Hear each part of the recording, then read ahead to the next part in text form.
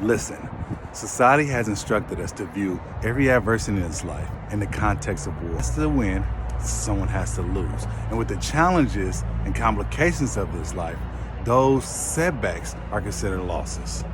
If I don't get the girl, if I don't make good on my investment, if I don't get into that school, if I don't get the raise, society makes us view all those situations, those if I don'ts, are setbacks and considered losses. But how does society come to its findings? Well, they base it on sensory, seeing, hearing, touching, and feeling, what we see in the realm. But we serve a God who's unseen. We serve a God who's working behind the scenes, says his fullness in the unseen. We serve a God who says that that's where life begins. And once the damsel of our conscience subsides, we are able to worship him in fullness and in truth. And we look at all those setbacks, which society considers losses, as simply being mislabeled, as being just setups. The word tells me that no weapons formed against me shall prosper. The word also tells me that he will never leave me nor forsake me. And it also tells me that all those things work together for the good of those who love the Lord and called according to his purpose. So what if those so-called losses, those setbacks, were a way for God to move us forward?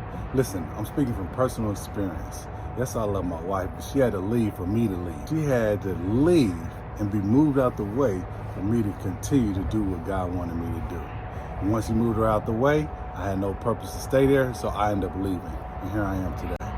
So what if, like me, those setbacks, what society considered losses, was a way for God to move us forward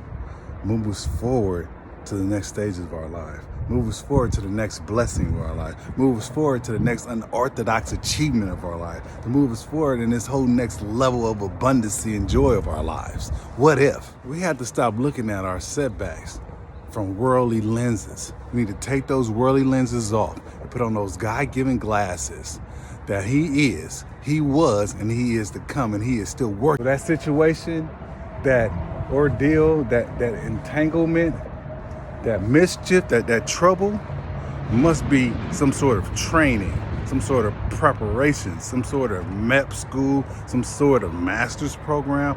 I don't know what it is, because no matter what it says in my word, that all things work together for the good of those who love the Lord. So God is preparing us for something in our life, something big, something's coming. So whatever he's preparing me for, I want to be ready. And he must know that I needed to train it. So sir, ma'am, anything that's worth anything, you have to work for. And God is no exception. God is preparing us through our trials and tribulations. And what we learn and how we react and the outcome of those is what's preparing us for this next level that he has in store for you and I. And it may feel like a setback or a loss. It's not. It's only one stop on the road to your success. Would you rather not be ready? Would you rather fumble the blessing? Would you rather squander the gift? Would you rather waste the talent? I don't know about you, but I want to be ready. God wants you to be ready. That's why you didn't make it last time. God wanted to show you something about your leadership style before he put you in that compromising pastor position. Job you applied for, you didn't get it because it wasn't a good fit. God got something else better for you, something more attuned to your spirit. That partnership, that residency you wanted, God figured a piece wasn't enough for you. He wanted you to have a whole pie. So it's time to start your own. That financial burden you've been dealing with for the past 6 months, God got you in accounting class right now. He got you accounting every penny, every dollar. So then that way, the next time that abundancy come around, you're a better steward of the fund. God had to remove some people out of your life. That's why they left, because God didn't want them here. God put them to the side, had a conversation without you knowing, and said, you can't go with my child on this next level. He's ready for it, but you're not. So if they're not here, if they left, it wasn't meant for them to be on this level with you. My daddy always said, your blessing's not meant for everybody. This is not meant for everybody. God is working, and if you want to call your failures or losses God's pet projects, then so be it. But he has never left you, nor has he forsaken you. It's not a setback. It's not a loss. God is working in the background. Yes, it hurts. Yes, it may be embarrassing. Yes, it may even be shameful. And you might be scared. You might not know where your next dollar is coming from. God is setting you up.